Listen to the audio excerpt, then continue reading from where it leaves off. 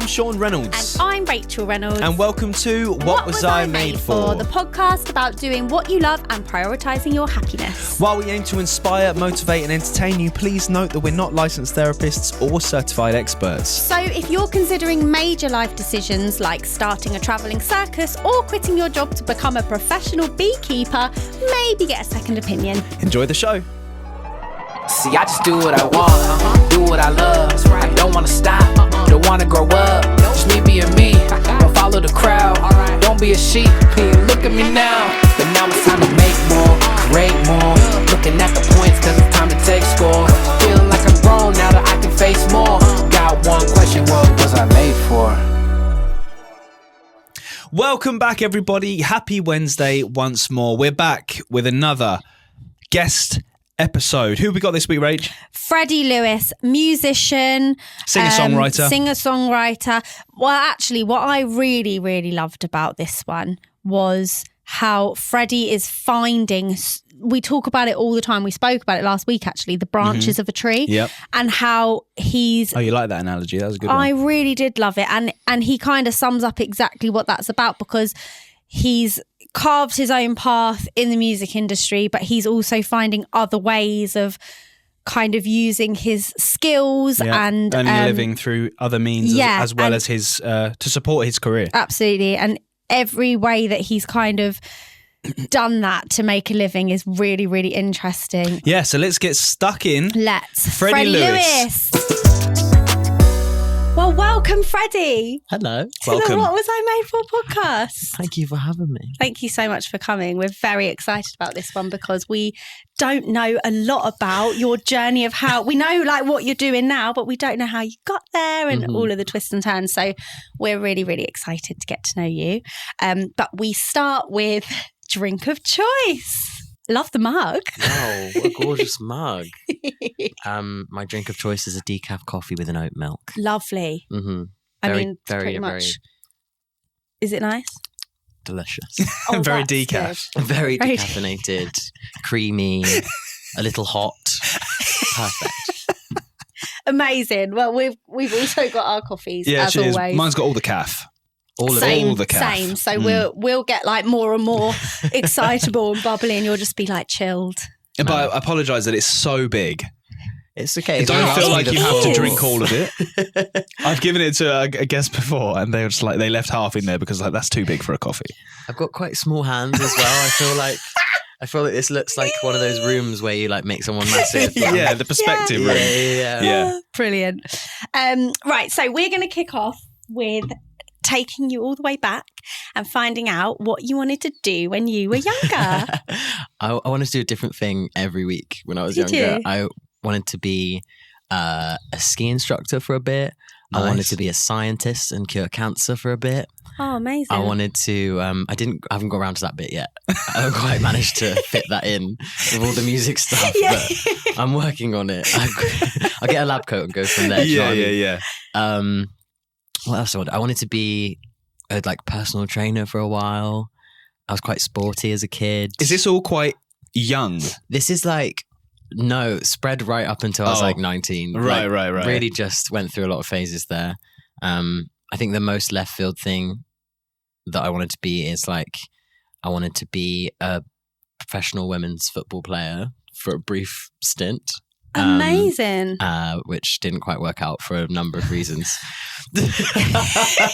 Just the football ability wasn't there. That's the only thing. That's the only barrier there. So where did the admiration for that come from? Were you into football? Yeah, I was into football. Okay. I was a massive Southampton FC fan Boo. as a child. I'm a Portsmouth boy. Oh, wow. Should we physically fight? Yeah, I was going to say, this is going to get interesting. The whole of the rest of this. Yeah, the whole it's done thing's now. soured. He just walks out. Yeah, the shortest. Although I'm actually a Newcastle fan. Don't even ask how or why, considering we're opposite ends of the country. Yeah. But I'm from Portsmouth. Okay, I don't really get the whole Portsmouth-Southampton thing. My friends are Portsmouth fans, but we'll just glaze over that bit. Yeah. You're an apologist for I'm Portsmouth. an apologist, yes, How exactly. did we do football? Yeah, I know. This is so not. I'm so masculine. This is a secret football podcast. Yes, we're just squeezing it in. Yeah. But yeah, and then I started wanting to do music when I was I started writing songs maybe when I was 8. Oh, really? Yeah. Wow. So it was going through my whole childhood was like songwriting. Mhm. And then I didn't think it was a viable career because everyone says that. But I got an injury. I like genuinely have the story of like, you know, that 18-year-old boy who'll be like, could have been a pro footballer, but I had an injury. That was this guy. That was you. Oh my God. And then I kind of was like, okay, well then my second favorite thing is songs.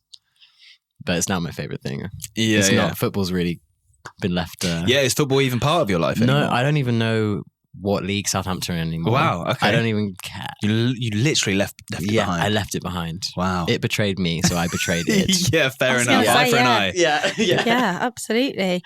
So when you were at school, going back to 8-year-old you who was writing songs, what exactly did that look like? Because we're constantly saying to the kids that we know who enjoy singing, we always say, have you written anything? Or at least tried. Or tried, because, you know, there's lots, and we talk about it all the time on this pod, but there's so many ways of getting into the thing you love that to try and expand the skills that you do. So when you say you wrote songs from 8, like what did that look like? So first I would do what I would describe as like the most terrible parody versions of songs. Okay. And there was a girl at my school who was a really close friend of mine. Shout out Antonia if you're listening. We're not really in touch anymore, but just know that you're really important to me. We made a version of "Baby" by Justin Bieber with our own lyrics, original lyrics, and then filmed like a video for that. Is this comedy? Or I think we thought it was comedy, Shaun. Okay. But I'm not sure whether it actually would hold up. Attempted comedy. Yeah, we were trying to be funny. Yeah. And, you know, finding the rhymes and all of that kind of taught me the first part of that. And then I started to maybe write more original songs around that time as well. I was always writing stories as a kid as well. But again, they were kind of parodies, no original thought. I did like a version of the 3 pigs, but it was 3 lizards. Okay. And they had to like form different cactuses instead of different houses. Yeah, I don't... How did you record these? I think I would just film. I had like a flip camera. Okay. Like a really bad camera, which had like a USB stick that would come out of the side of it, which I thought was so cool. So you have got footage of all of this? Well, I've tried to find this footage. Okay. And I'm going to be honest, like not very successful. I'm gutted because I know it would be like humbling. Yeah. It would have made a really good ironic Freddie Lewis music video that you could release that footage now to a new song. My updated "Baby" by Justin Bieber cover is still pending. I'm working on it. I'd like you to mix it actually. I would love to. I would love to. I think we all go through as artistic, creative people is just making stupid stuff when you're young. Yeah. I don't know many people like even talking to Freddie, but everybody makes really crazy stuff when they're kids. Yeah. And, really hopefully creative. it never sees the light of day. Well, I don't know. Kids are like the most creative people ever. Yeah. They're yes and. It's true. They're like awesome. Yeah. It's so true. They just can't quite get over like posting it because of... Yeah. Well, modern day, it's a bit, The I backlash, suppose it is a bit more different Yeah. what we experienced. Yeah. Like, well, yeah, so when you were younger, what was it? Was it MySpace and... No, what were you using? It was Facebook and... Like, well, I didn't really have I had Facebook from a very young age, from like 8, because my sister went and did a ski season as a chalet girl. So it was to stay in touch with her. She was my only friend on Facebook for ages. I had BBM when I was like 13, 14. But before that, I wasn't really on the internet other than stay in touch with my sister, which is probably a good thing. Healthy. It was a weird era of Facebook supremacy at that time, and like people doing hot or not videos and Video Star, posting my Video Star music videos that I made.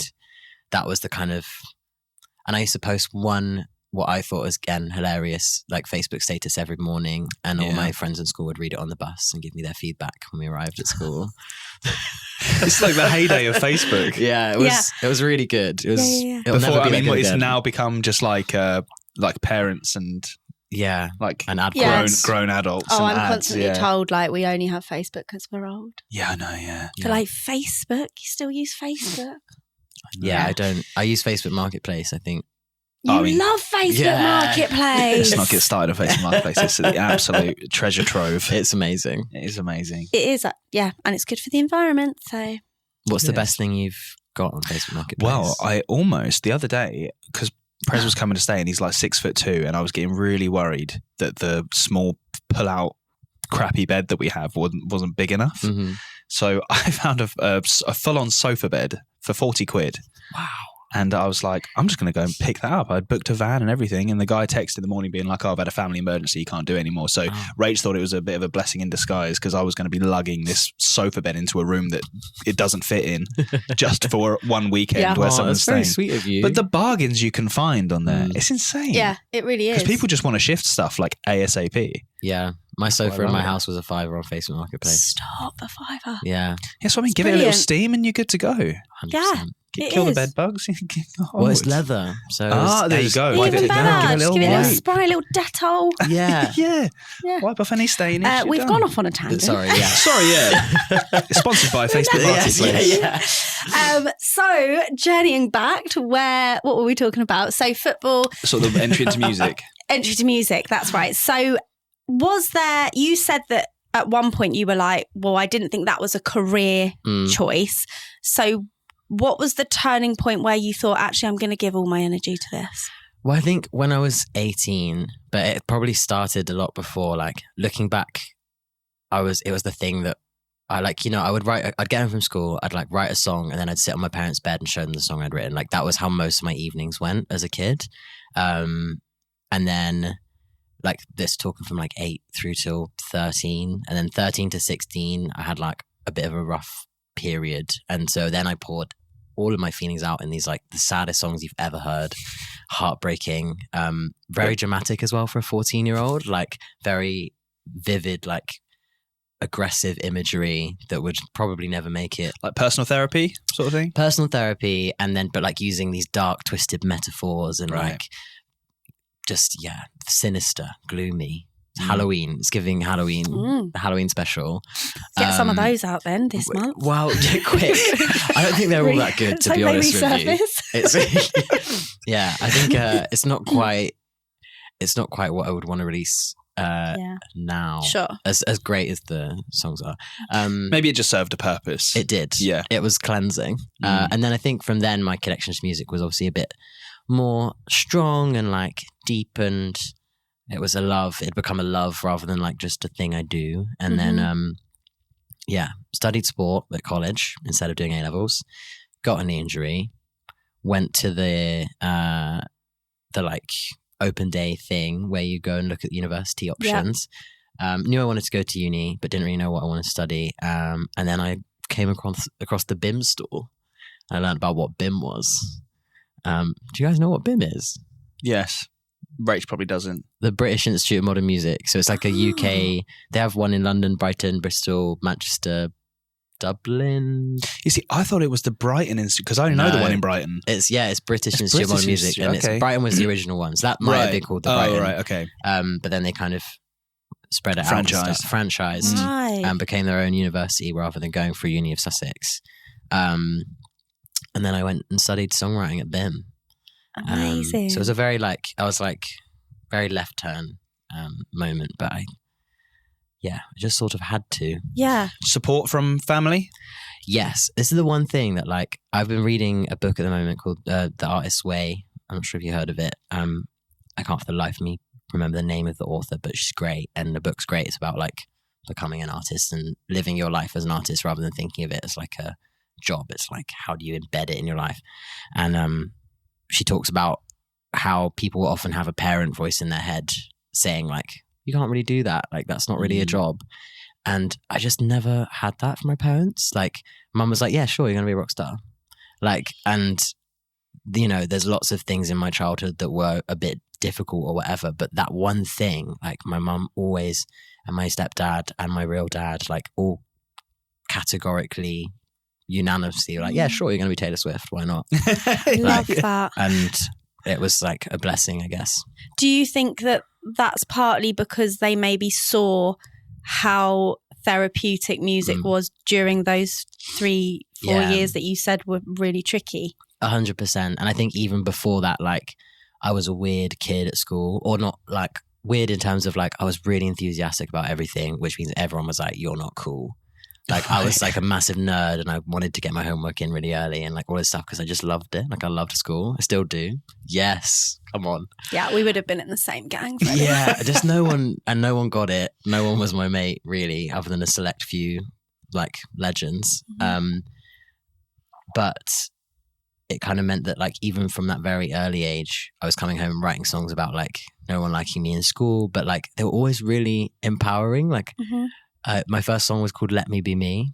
And it was just like all about like, let me have my own personality, set me free from your judgmentality. Not a word, didn't matter. Is now. And like, it was just all about like, I'm more than what you want me to be. Like it was a very, empowering practice, I guess. These are big thoughts for a young person. Yeah, I think that was when I was like 12, that one, Let Me Be Me. And also like, so funny writing on the wall, trans, gay moment to be like that your first song that you've written and then you later come out as all these things. But yeah, I think my parents always saw that it was like the thing that kept me going. When in those 3 years when I was not well, I was like not going to school and stuff, but I still had this Saturday job for 4 hours on a Saturday afternoon, 12 till 4. I worked in the cafe at music studios and just loved it. And it was like the only thing I kept leaving the house for. Like really, why? Just like a feeling of acceptance, or like just like I don't know. I just loved being around all the musicians and like hearing all this stuff come out of the studios and like talking to all the different guitar teachers and piano teachers and like and there was always little live bands on the stage in the cafe and like there was a kids thing that I actually went to when I was younger called Band Jam, that like they would come and do their little performances and like I just kept that was the thing that I like kept doing. I mean, this is what we're constantly saying. We teach from age 4 all the way through to adults, and I'm constantly preaching how performing or the arts or music, dance, whatever it is is magic. I say it all the time. It's magic. Absolutely. And no, whether you're someone like you who's now pursued it and it's your full-time thing, or if you're someone that just rocks up for an hour on a Monday evening and just does it releases something. And the community. Yeah. Like you can't get a more supportive room than other people with the same interests and the same passion for something. Yeah. And it's actually loads of our guests have said when they found pretty much every one of our musical guests said when they found the arts or their part to play in the arts, they found their people. Yeah. And it's and if your first song was like, let me be me, let me do what I want to do sort of thing, you then eventually do find the people that will allow that. Yeah. And then it makes it sort of, you just feel accepted, I guess. 100%. Yeah, that's so special. Like I've just been on a writing retreat this week and I was sat there with everyone and like every night after we'd finished writing, we'd all like grab an acoustic guitar and sit around and sing songs together. And we were doing like Chapel Roan covers and just like singing songs we love. And I was thinking about like being the kid at the party who wanted to get the guitar out and that being so uncool. Like, and everyone be like, oh, we're trying to make us sing. But suddenly I was in a room with everyone who was like one of the artists, Natty, was like, will you guys learn this like traditional Scottish song with me? And we're like, absolutely, we will. Yeah, we will. And we were like singing it in 4-part harmony and like everyone was just game for it because we all love it. Yeah. And they're all the things that I think a lot of really young people maybe thinking about this sort of industry probably don't realize. I don't know if they think maybe it's quite a lonely journey of, oh my God, you're just sat in your room trying to constantly make it and emailing the right people, calling the right people. There is a lot of that. There is a lot of that. You are very, emails. very right. But there is such a huge, wide community where you can go and just be creative. Like, I mean, I don't know if we'll keep this in, but I know I'd be asking this question if I was someone wanting to be like you. Like, does that cost a lot of money to go to those? This one was free. Oh, amazing. So this retreat was like specifically for queer artists and it was run by Cloud Management with a K, and it was funded by a few different, like, I think Marshall, one of the funders and stuff like that, so that queer artists could come together and write together. It was on this beautiful farm. It was genuinely one of the best weeks of my life. So how did you find out about that? They just kind of reached out and like had obviously heard of my artist project and was like, is this of interest to you? Do you want to put in an application? And I was like, yes, like immediately, like frantically. Absolutely. The name of the cat on the laptop, like this. I dropped everything, and then there was like an interview process, and kind of, and they were like, yeah, come along, and it was so cool. How many of you were there? I think 20 or 21, 22. Brilliant. And then what comes out of that retreat then? Is this, can you get anything from your own project, or? So it's kind of up to us on the retreat, like with writing camps, it kind of works that way where it's like, do what you like. But they put us in groups where we had at least one producer, one songwriter, and one artist in every room. On the last day I was without a producer, so it was just 3 songwriter and artists, which was great because we just sat and did songs on guitar, like wrote some guitar songs. I think there's a couple tracks that I'm going to continue to develop further outside of the project, and then there's one track that I wrote like with someone else for their artist project that I think they're going to release. So it's like, but mainly like just the connections. I only knew 2 people there I knew before. Everyone else was new, and I was like, hey, where have you been? Hi. Yeah. And there's now loads and loads of connections you have probably for the rest of your life, which is lovely. So going back to BIM, because I can't believe I haven't heard of this, and this now potentially is another option when the kids go, well, where shall I go? And I can add it to the list. What kind of strands can you do there? Is it very strictly music, or like what? Yeah, it's like music, but then things adjacent to music. So like the way they run the courses are like they have a songwriting course, and then they have professional musicianship courses in all the main instruments, including vocals. And then they have management, production. There might be some new ones that have happened since. That was when I was studying. I think those were the options.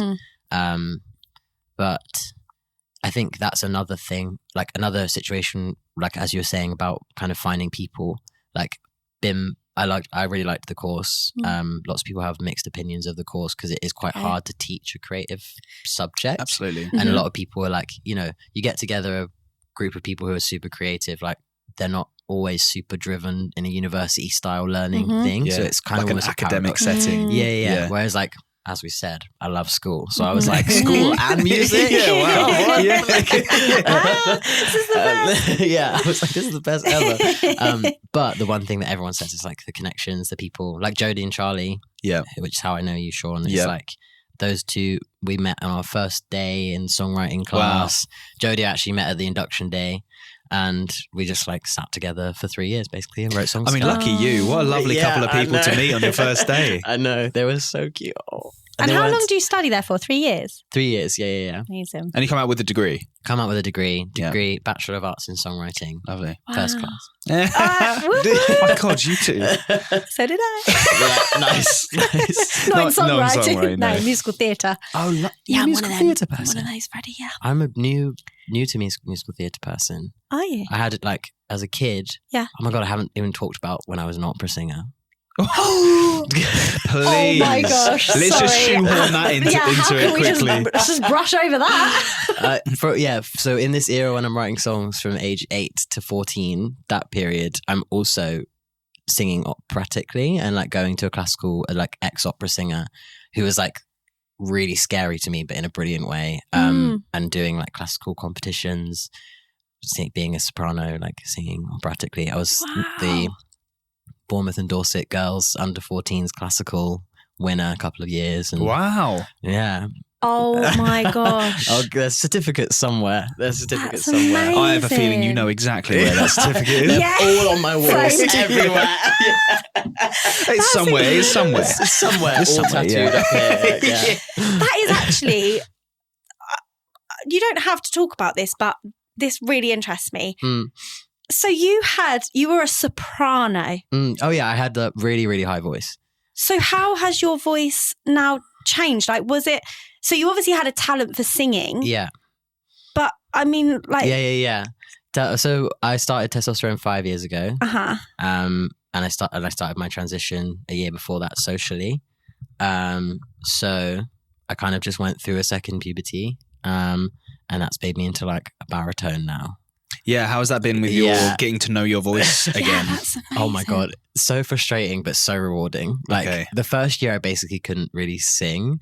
Like my first EP, I love it so much because it's like a timestamp of the time. But like some of the vocal on that, I was like trying so hard. Like I can hear myself trying so hard in the recording because I know how my voice sounds now that it's like loose and relaxed. Sure. And like, Trying so hard to reach the high notes. Hit the notes, the high notes, and like maintain tone and breath and control. Right. And I was like such a studious singer, and then suddenly it's why I learned to do spoken word.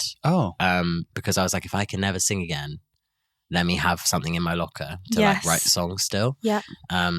So on my first EP, there's like three spoken word songs and one with a spoken word section, which is like more than I tend to put in my songs now, because it was just it was a way for me to. It's become a real unique part of your artistry, though, the spoken word stuff. Because when the 2 songs that we've worked on together, when I heard Afternoons, I hadn't heard any of your spoken word stuff before, so I was just like, wow, this is like so cool. Yeah. Like, did that come from it, or has poetry maybe been like another influence in your... Poetry, definitely, and also like massive Streets fan. I was listening to it being like, this sounds like the Streets, like old school The Streets. And I was like, I don't know if that would be like something you'd be into. I was 3 years old when A Grand Don't Come For Free came out. And I used to sing it in the back of my mum's car when we were driving places, like "Dry Your Eyes, Mate," like in the back of the car. And there was like lots of bits she had to like try and bleep out by loudly coughing, and stuff like that. But yeah, because Mike Skinner is a fantastic poet in his own right, anyway. Yeah. And wow, what an influence! Yeah, love those guys. Wow, great. That's brilliant. So and also quite like sensible, I guess, of you to be like, and again, going back to how there are so many avenues, like this is what I think a lot of parents worry about is like, you're very lucky that your mum was like, go for it, you can be the next Taylor Swift. And it would be so nice if all parents could be that. And maybe in the back of her mind, she was like, oh my God, like what if? Or maybe she just totally believed that you could. But I think that is where sometimes parents go, well, like that's the tiniest percentage of the population that managed to get to that sort of stardom. But I mean, Taylor Swift level, that's 0%. Yeah, well, just her. That's only her so far. Yeah. That's made it to Taylor Swift status.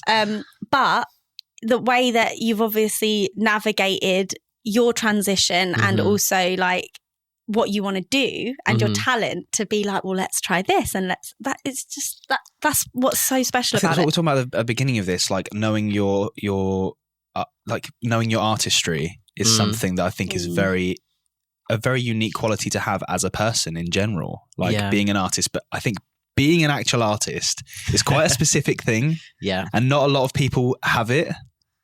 It's like I think it's like a way to live your life rather than a way to like do a job. But I've kind of, for as long as I can remember, had that kind of drive to be an artist and like not always been the best at it. Sometimes been messy, taken a while to figure out who I am and what I want to say and like why. But once you kind of know why you're doing it, it's like easy, because then it's like every decision you make, I'm like, well, why am I doing it? Oh yeah, of course, no, I'm doing it that way.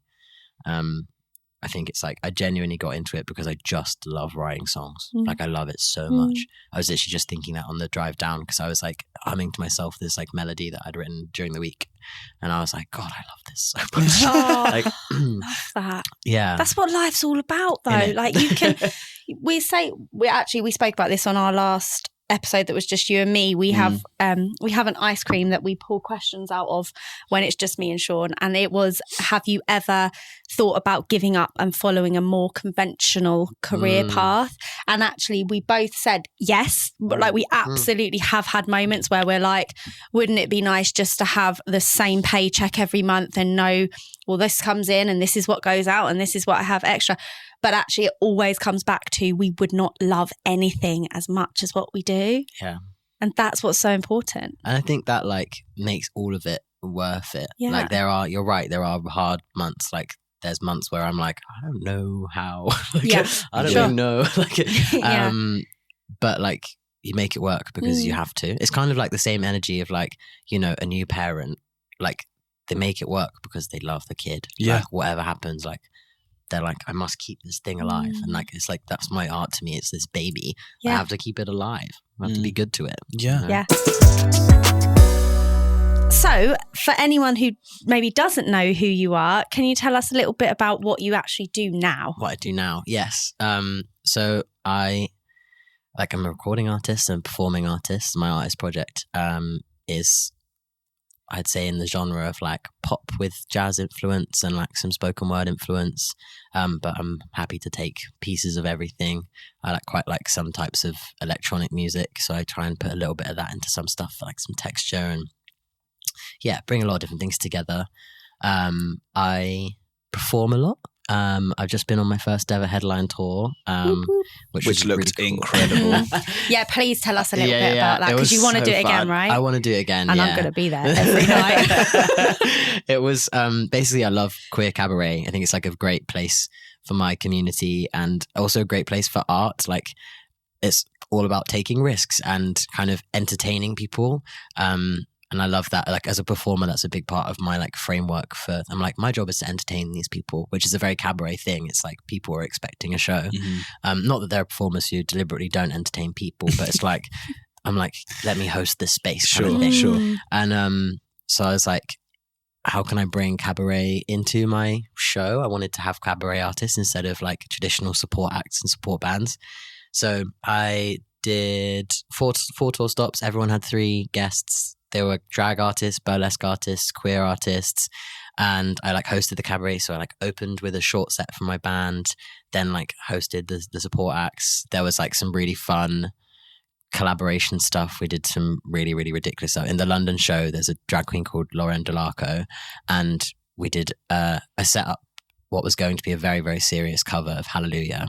I watched this morning and I fell for it. And I gave this speech beforehand that was like, queer collaboration is super important to me.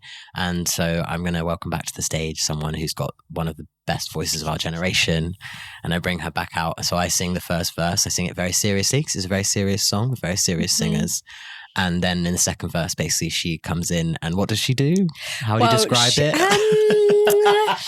I want to be... Well, I mean, I was shocked because I was like, oh my God. And she's dressed she's so beautifully. like serene. And I was like... And then I think there's one bit where she's bathing on the roof. What's she doing? Is she bathing on the roof? What's her accent as well? Which she's makes it... a little bit Italian. Yeah. And she's like, the line. I saw her bathing on the roof. And she just stopped. She's like, what's she doing on the roof? Why is she bathing on the roof? British people are so weird. So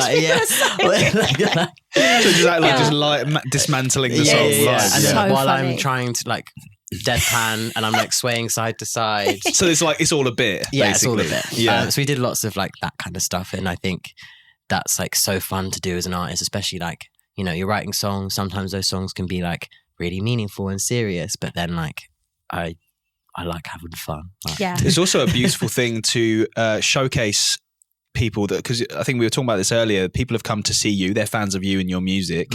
What a lovely opportunity for you to then showcase people that you love and give them a stage to perform. It's almost like a variety show. That's kind of, it was like, it was kind of hosted and set up that way. There was an interval, like it was 2 halves. It was like, it was like, here's some things that I love, basically. And here's some people I love. Like in most of the cities, I was like pre-existing artistic relationships with the acts, or I developed them since booking them for the show. And it was like, welcome to my world, like, welcome to what I love, and it's awesome. It's so fun. But I did that. That was funded by PRS as well, which was awesome. Got PRS Open Fund. 3rd time applying. First time successful. Yeah, quickly Loved for it. anyone that is interested in that could be quite a beneficial bit of knowledge. So Open Fund and all of the PRS various funding is a great way to, as an artist, like fund projects, like especially if you're independent, especially if like you're listening and you're someone who's thinking like, how am I gonna ever afford to start an artistic career? Like there's some really good options out there. There's also like Help Musicians do really good funding. Arts Council do funding. There's a lot of different options. It's difficult, but it's worthwhile.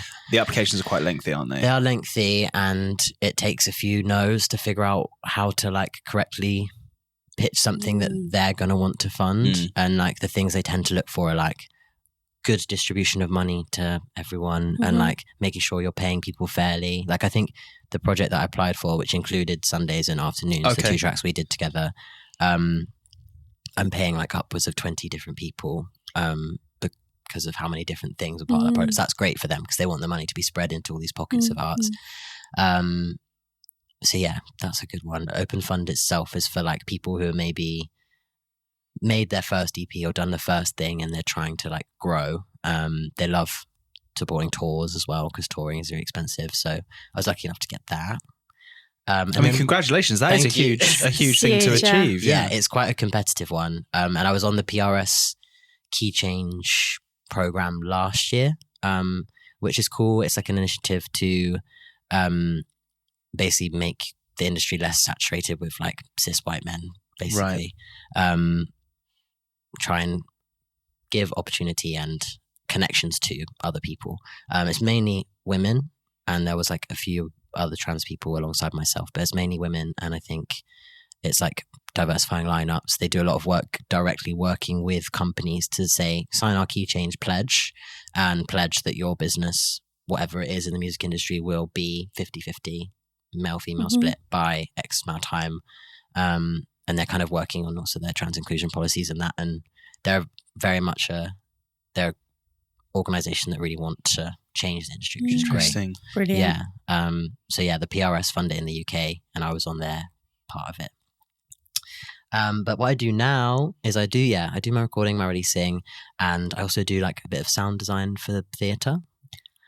So that's like how I know. Surprise. Tell us more about that. Yeah. So that's, I guess, if we're talking about different routes into the industry, I like have recently learned how to produce music myself. I'm still working on that. But Afternoons was self-produced. Yeah, Charlie was telling me it sounds fantastic. Yeah, well done. That was my first track that I put out that was self-produced. So I'm very pleased. Great, yeah. But I had a dear friend of mine is a really good theatre writer, and they were talking about a show they were making at the time, and I was like asking about all the different roles and trying to learn how it works and stuff. And they were talking about the sound designer, and I was like, and what do they do? Like I'd never heard of this job role before. And they told me what they do, and I was like, I could so do that. I was like, hey, no, I could make that. And it's all about kind of observing a script, observing a play and being like, what will it sound like? And creating all of those sounds and creating the setup, how it runs throughout the show. And so I reached out to a different friend of mine who was writing a play, like a one-person play at the time. And I was like, hey, for a very, very small fee, could I do the sound design for your play? And I'll give you loads of time. Like it was quite a generous amount of time for the money. But we'll make it together and it would just be like my first thing. And they were like, sure thing. So then all of a sudden I was doing my first play. I was Googling it all as I went. I was YouTubing everything. I was in the rehearsal room looking up like, what is Q Labs? Which is like the main software. Like fake it till you make it. And then just use that credit to apply for a few other things and have done a few different like plays now. And I'm working on another one starting.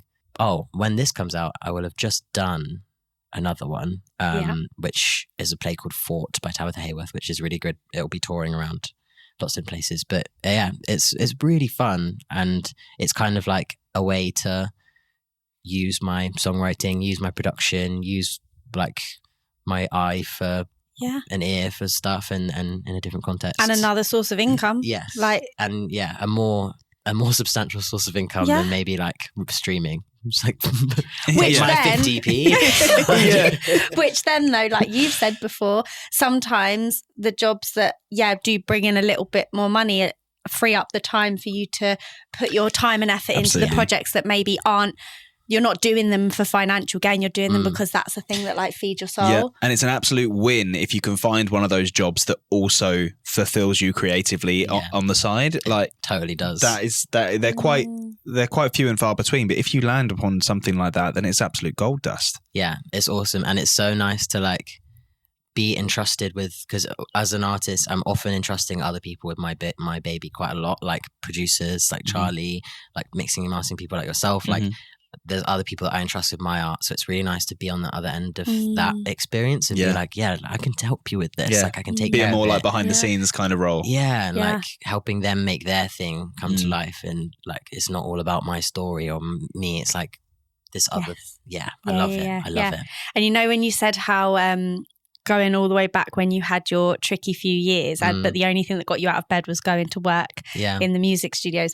Do you get that same feeling in the theatre? Because I think being in a theatre when people are rehearsing is like probably my favourite place ever to be. Like when we do a show once a year, and I love that week when you're in the theatre and you see everyone moving around, all the performers. What is it though? Is it like the excitement in the air, or is it the... Yeah, there's definitely an element of that. I think, calm before the storm.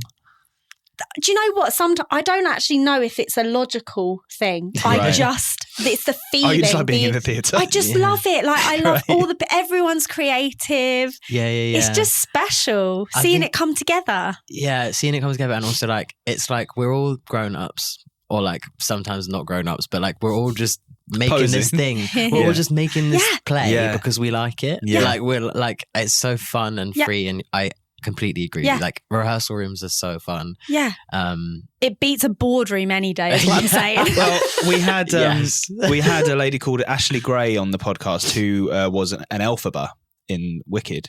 Oh, cool. And she basically said that throughout her entire life, she has always said that she had to have an element of play in what she does that had followed her through since she was a child. Like that it never left her. And I do think that being in places like theatres and recording studios, there is an element of that. Like we're just playing, like we're just having fun. Yeah. And to be able to try and turn that into a career is surely it just sounds great, right? Why doesn't anyone want to do that? Why would you not try? If you've got an interest and you're young, why would you not give it a good shot before you do have a mortgage and kids potentially or anything? Like it's the best. It is. And there's so many jobs in it that you just don't realise are jobs. Yes. Like I'd had no idea this thing even existed. Yeah. And then suddenly I'm like doing it at like a decent standard and level. Absolutely. I mean, so a good bit of advice there is just throw your hat in the ring. Yeah. And like I think the main bit of advice of like everything in my life that has come from surprises like that has usually come from a friend. Like as in have lots of friends who care about the things that you care about and the art that you care about, and be curious about it as you naturally are as a kid, and you sometimes lose as an adult, but kids are naturally so curious. And so like I would never have known about that if I wasn't asking a mate like, how does that work? And like why, so what happens then? So you get the director and the writer, and I get that, and I get what that process is, but then what happens from that to press night? Like what's all of that? And I was just asking questions, and similarly they were asking questions about like, and how do you make a song? So I get you have the guitar and you have just be curious. That's it. So this is the big question. It's the name of the podcast. Spoiler. And everybody has very varying sort of levels of how they want to answer it. But what do you believe you were made for? It makes me want to do the meow meow meow meow meow meow meow meow meow. I was made for that. No, we can put it over the top of this. We can underscore it. Soundtrack with a big reverb. I think I was made for. I think the thing that I thought about this one in advance because it was like a big question.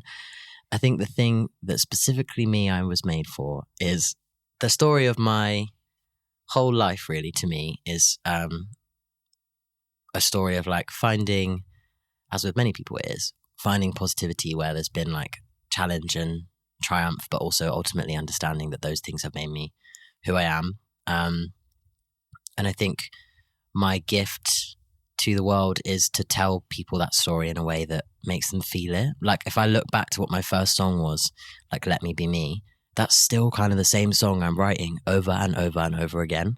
And I'm telling people that it's okay to be them. And it's such a corny sentiment, but I can't really pin it to anything else. It's like, I know I'm so good at telling stories because I've practiced it. And because I was a little liar when I was a kid, I was like, my dad can do a backflip, like just like, but like, such a funny little lie. What? I bet he dreaded parenting. Yes. Oh, they're going to ask me to do the backflip again. What, another one? Come on, Dad, do your parkour. I've told everyone you're a professional. But like, I've got good at telling that story, and I think I have such I don't know, I have a very positive outlook on life that like it's it's a miserable place out there sometimes. And I think my specific way of saying that, like, it's okay to be exactly who you are and like be proud of yourself and care for yourself is like probably my gift to the world.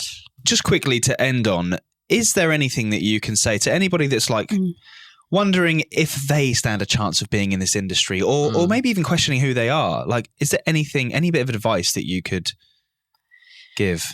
Yeah, I would say like really find what it is, like detach it from anyone else other than yourself before you attach it to anyone else. Like before you try and release a song or try and blah, blah, blah, like figure out in yourself, what do you love and what part of it do you love? Not just like, I love it because people clap me. Like I love it because when my arm moves that way, when I'm doing that dance move, it just feels so free. And I love it because when I finally write that chorus line that like can't figure out what line 3 is over and over and over again and puzzled on it for weeks, and I finally sing it to myself for the first time. Like figure out in a room on your own, what part of it do you love and what part of it is valuable, and then just build everything out from there, because then you don't need anyone else. And even if like I've been through so many ups and downs of having part-time, full-time work, full-time artist, I'm still on a 0 hours at a restaurant at the moment for just in case. Like let that ebb and flow. Doesn't mean you failed. It's just like life. You change, you get a new job, you figure out a new way around to do it, and like takes ages. But yeah, if you know that you sit in a room on your own and you love it, then you don't have to stop. You know, it never goes away. That is good advice. Thanks. Yeah, I guess just don't deny yourself it for other exterior input. And if you know what you like about it first, even if someone says, like, other people will be like, oh, it's not a great song, you're like, oh, well, I think it's great. Like, you have to have so much, like, self-worth. And I definitely, when I first started, didn't have that yet because I was a kid. And now, like, what's been such a rewarding process of, like, turning into an adult is, like, finding that self-worth both in my personal life and then the way that applies in my art of, like, I can sit there and go, like, I understand why you think that. However, that's not, I like it this way. Do you think that happened organically, or did you actually do work on that? Oh, work on it. You did? Yeah, like how? How? It's a big question. Tell us all how. It's like practicing. It's like practicing treating yourself like really nicely, and it sounds so simple, but there's such an epidemic of people in the world who just talk themselves down all the time, and like. If you're doing that you're the person you wake up to every morning, why are you going to bully that person? Like it's literally like, I did that for a long time. I was super self-critical. It's why a lot of people are such good artists, is because they can be so self-critical, but it's figuring out how to critique the art, not the person. And like, I can critique my own art and be like, oh, that was kind of a flop day, Freddie. Like, but it's not about me. It's like detached from who I am. It's just a thing I've made. Yeah. That is so valuable. God, it is, isn't it? That right there is something that every creative, whatever avenue they're going down in this lovely artistic venture we're all on, is detach yourself from the thing you've made, because some days you're just not going to create at your full potential. Yeah.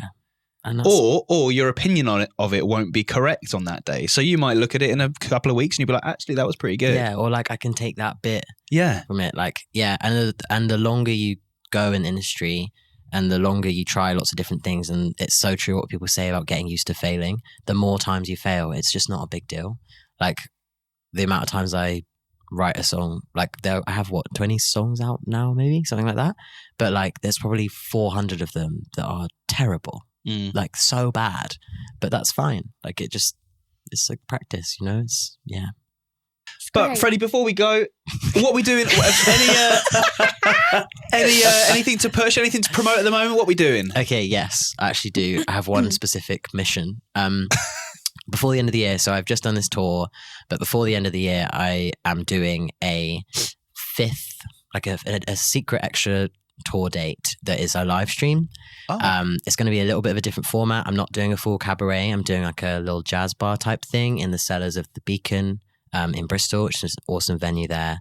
It's going to be me and a piano, and it is going to be the only place that you can hear the first 3 songs I'm going to release next year this side of 2025. Wow. I'm not going to put them on any social media. I'm not going to do anything. It's like an online ticket Exclusive link. event. You have to pay for it, but you'll see those songs 3 months before anyone else sees them. And so I'm doing that on the 19th of November. Tickets are available via the Beacon website and via Veer Live, who are funding the thing. But they'll all be in my bios and all of that on my social media. And can we link stuff? Yeah, as well? We'll put the links in our link tree. Do we do a link? I don't know how it works. I'll put out some stuff on socials to Awesome. to tell people where to go as well. Yeah. But thank you so much for coming in today. What are all Thank your you. handles? At Freddie Lewis with 2 S's at the end. Amazing. Freddie with an IE. Nice. Yeah. Sweet. Carry on, Shaun. Are you quite done? It's so important. It's absolutely, you're absolutely Yeah, right. no, Yeah, thank you. well done. Points Well for done, me. well You two, a done. couple of boffins. Yeah. Yeah. I'm like, yes, teacher said I did good. But yes, thank you for coming in. I do think Thank it's you going to so be much. very beneficial for people listening to that.